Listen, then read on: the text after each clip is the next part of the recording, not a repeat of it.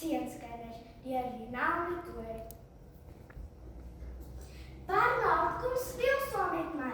Ek het 'n nuwe pophuis gekry. Bernard staan ketty aan die hand en wikker aan 'n los wisseltand. Shh! Jy rustig. Jy voort, Wilmien. Bernard trek sy mond op 'n tyd en klim die tuin sy woonhuis uit. Hy korrel en skiet. 'n Voeltjie val neer. Moenie, skree ek, my hart is sommer seer.